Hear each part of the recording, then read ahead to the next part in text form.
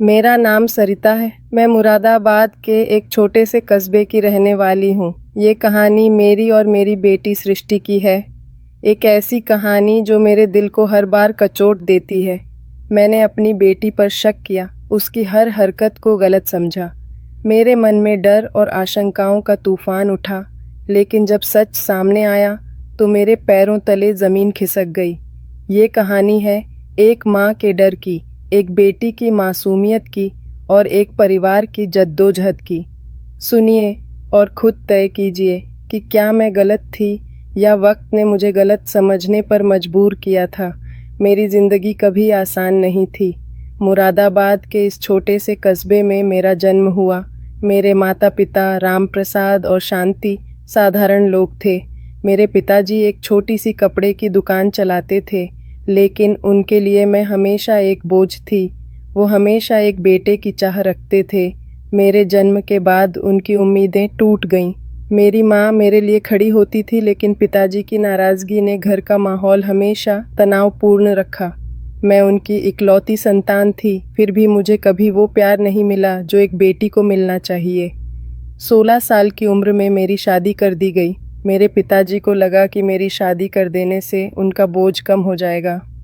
मेरे पहले पति विपिन एक सरकारी स्कूल में शिक्षक थे। वो बहुत नेकदिल इंसान थे। उनकी मुस्कान मेरे लिए दुनिया थी। हमारी ज़िंदगी साधारण लेकिन खुशहाल थी। जल्द ही हमारी एक बेटी हुई, सृष्टि। वो मेरी ज़िंदगी की रोशनी थी। उसकी हंसी से हमारा छोटा सा घर गुलजार रहता था, लेकिन नियति को कुछ और मंजूर था। सृष्टि जब सिर्फ 3 साल की थी, एक दिन विपिन स्कूल से लौट रहे थे। रास्ते में उनकी बाइक का एक्सीडेंट हो गया। मौके पर ही उनकी सांसें थम गईं। उस दिन मेरी दुनिया उजड़ गई। मेरे ससुराल वालों ने मुझे मनहूस करार दिया। वो कहते थे, तूने हमारे बेटे को मार दिया। कुछ ही महीनों में मुझे मेरे माता पिता के घर भेज दिया गया। मेरे माता पिता के लिए मैं फिर से बोझ बन गई। मैं रात रात भर सृष्टि को सीने से लगाकर रोती थी। मेरी माँ मुझे सांत्वना देती थी, लेकिन पिताजी मुझे ताने मारते। वो कहते, तू हमारे लिए अभिशाप है। कुछ महीनों बाद मेरे माता पिता ने मेरी दूसरी शादी की बात चलाई। इस बार एक ऐसे व्यक्ति से जिसका पहले से ही एक बेटा था, अर्जुन। मेरे पास सृष्टि थी और उनके पास अर्जुन। शायद इसीलिए हमारी शादी तय हुई, क्योंकि हम दोनों की ज़िंदगी में एक जैसी त्रासदी थी। मेरे दूसरे पति महेश बहुत अच्छे इंसान थे। वो सृष्टि को अपनी बेटी की तरह प्यार करते थे। मैंने भी अर्जुन को अपने बेटे की तरह अपनाया। हमारा छोटा सा परिवार फिर से हंसने लगा। महेश एक छोटी सी किराने की दुकान चलाते थे और मैं उनकी मदद करती थी। सृष्टि और अर्जुन साथ साथ बड़े होने लगे। अर्जुन सृष्टि से 1 साल छोटा था। दोनों में गहरी दोस्ती थी। वो एक दूसरे का ख्याल रखते, साथ खेलते और स्कूल जाते। लेकिन खुशियाँ ज़्यादा दिन नहीं टिकीं। कुछ साल बाद महेश की तबीयत बिगड़ने लगी। वो कई बीमारियों से जूझ रहे थे, शुगर, ब्लड प्रेशर और दिल की कमज़ोरी। मैं दिन रात उनकी सेवा करती, लेकिन एक दिन वो हमें हमेशा के लिए छोड़ गए। महेश के जाने के बाद हमारा घर सूना हो गया। सृष्टि अब 16 साल की थी और अर्जुन 15 का। दोनों बच्चे जवान हो चुके थे। मैंने अर्जुन को हाई स्कूल तक पढ़ाया, लेकिन आगे की पढ़ाई के लिए पैसे नहीं थे। वो पास की एक कपड़े की दुकान पर काम करने लगा। सृष्टि घर में मेरी मदद करती थी। हमारी किराने की दुकान से थोड़ा बहुत गुजारा चल जाता था, लेकिन घर का खर्च बढ़ता जा रहा था। एक रात जब हम सब सो रहे थे, अचानक एक ज़ोर की आवाज़ आई। मेरा दिल धक धक करने लगा। मैं बिस्तर से उठी और बाहर की ओर दौड़ी। आवाज़ अर्जुन के कमरे से आई थी। मैंने दरवाज़ा खोला तो देखा कि कमरे की छत का एक बड़ा हिस्सा गिर गया था। मलबे के ढेर में धूल उड़ रही थी। मैं चिल्लाई, अर्जुन, अर्जुन, लेकिन कोई जवाब नहीं आया। मेरा दिल बैठने लगा। मैंने डरते डरते मलबे की ओर देखा। शुक्र था अर्जुन वहाँ नहीं था। बाद में पता चला कि वो बाथरूम गया था। उस रात मैंने ईश्वर का लाख लाख शुक्र किया, लेकिन अब हमारे पास इतने पैसे नहीं थे कि हम उस छत को ठीक करवा सकें। घर में सिर्फ 3 कमरे थे। एक में दुकान थी, दूसरा मेरा कमरा था और तीसरा बच्चों का। अब बच्चों का कमरा बेकार हो चुका था। सर्दी का मौसम था, बाहर सोना नामुमकिन था। मजबूरी में मैंने अपना बिस्तर रसोई में डाल लिया और सृष्टि और अर्जुन को एक ही कमरे में सोने को कहा। मैंने सोचा, दोनों बच्चे हैं, भाई बहन की तरह पले बढ़े हैं, इसमें क्या गलत है। लेकिन कहीं ना कहीं मेरे मन में एक हल्का सा डर था। मैंने खुद से कहा, नहीं सरिता, तू ज़्यादा सोच रही है। ये तेरे बच्चे हैं। कुछ हफ्तों बाद मैंने सृष्टि के व्यवहार में बदलाव देखा। वो हर सुबह जल्दी उठती, अपने बिस्तर की चादर उतारती और चुपके से उसे धोने लगती। पहले मुझे लगा कि शायद वो साफ सफाई को लेकर सजग हो रही है, लेकिन फिर मैंने गौर किया कि वो ये काम चुपके से करती थी, जैसे मुझे कुछ पता न चले। एक सुबह मैंने देखा कि सृष्टि चादर धोते धोते चक्कर खाकर गिर पड़ी। मैं दौड़कर उसके पास गई। उसका चेहरा पीला पड़ गया था, मानो उसकी सारी ताकत चली गई हो। मैंने उसे होश में लाने की कोशिश की। जब वो थोड़ा ठीक हुई तो मैंने पूछा, सृष्टि, तुझे क्या हुआ? तू इतनी कमज़ोर क्यों हो रही है? वो कुछ नहीं बोली, बस इतना कहा, माँ, बस थकान है, मैं ठीक हूँ। लेकिन उसकी आंखों में कुछ छुपा हुआ था। मैंने पास के डॉक्टर शर्मा को बुलाया। उन्होंने सृष्टि को देखा और कहा, ये लड़की बहुत कमज़ोर हो रही है, इसे खून की कमी है, भारी काम न करवाएं, अच्छा खाना दें और पूरा आराम करने दें। मैंने डॉक्टर की बात मानी। मैं सृष्टि को फल, दूध और अच्छा खाना देने लगी, लेकिन फिर भी वो दिन ब दिन कमज़ोर होती जा रही थी। एक सुबह मैंने फिर देखा कि सृष्टि चादर धो रही थी। मैंने गुस्से में कहा, तुझे डॉक्टर ने आराम करने को कहा था, ये चादर धोने की क्या ज़रूरत है? क्या छुपा रही है तू?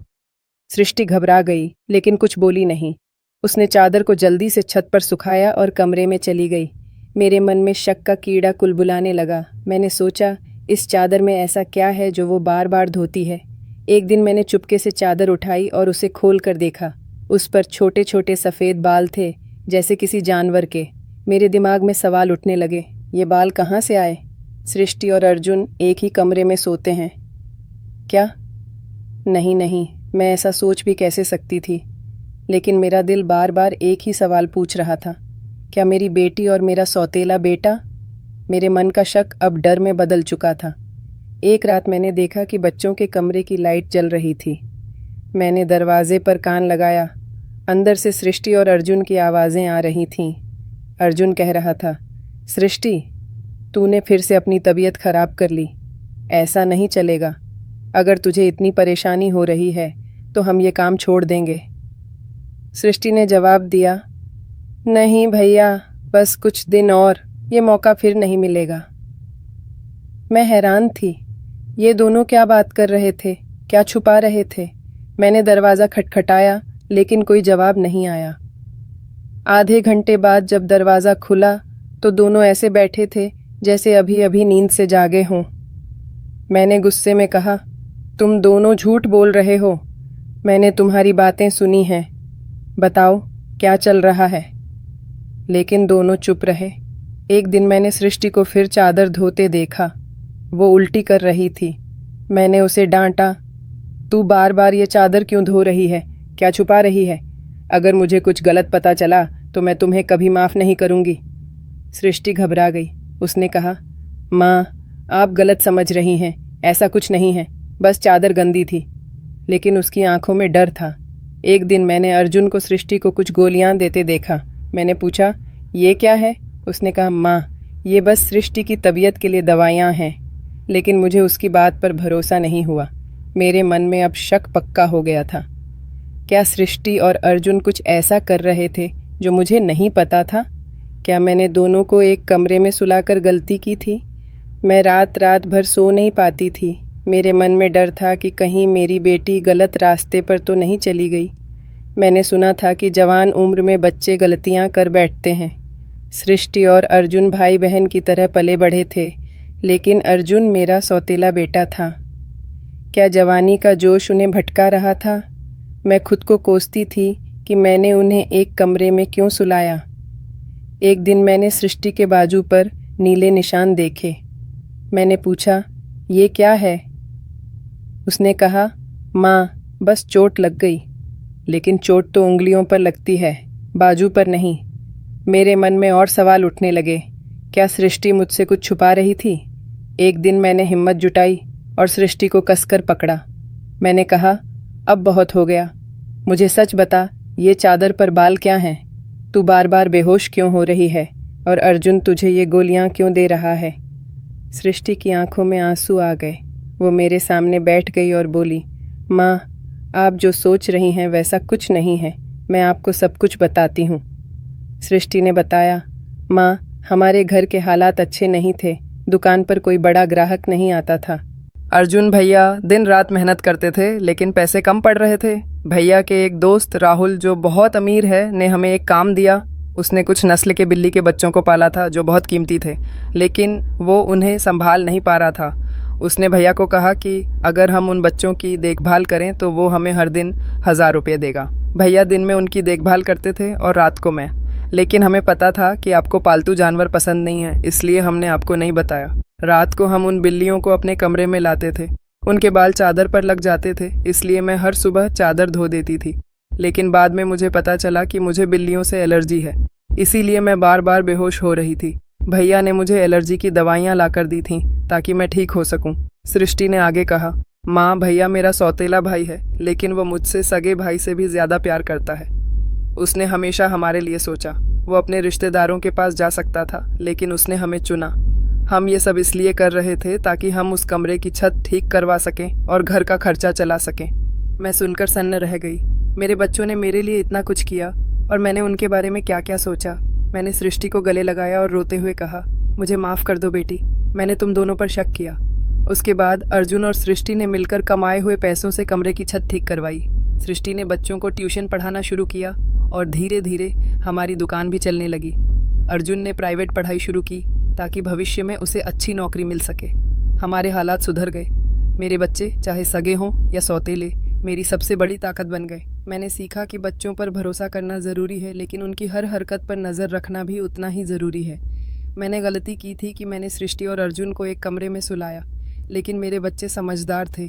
उन्होंने मुझे कभी निराश नहीं किया। दोस्तों, ये कहानी सिर्फ मेरी नहीं, हर उस माँ की है जो अपने बच्चों के लिए जीती है। मैंने गलती की कि मैंने अपने बच्चों पर शक किया, लेकिन मैंने ये भी सीखा कि बच्चों पर भरोसा करना ज़रूरी है, पर उनकी हर हरकत पर नज़र रखना भी उतना ही ज़रूरी है। जवान बच्चे गलतियाँ कर सकते हैं, लेकिन अगर हम उन्हें सही रास्ता दिखाएं तो वो हमारी ताकत बन सकते हैं। अपने बच्चों को प्यार दें, उनकी बात सुनें और उन्हें समझें। मेरी गलती से बचें।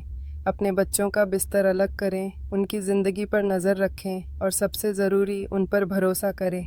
दोस्तों, अगर आपको हमारी कहानी पसंद आई तो वीडियो को लाइक करें, चैनल को सब्सक्राइब करें और नोटिफिकेशन बेल दबाना न भूलें।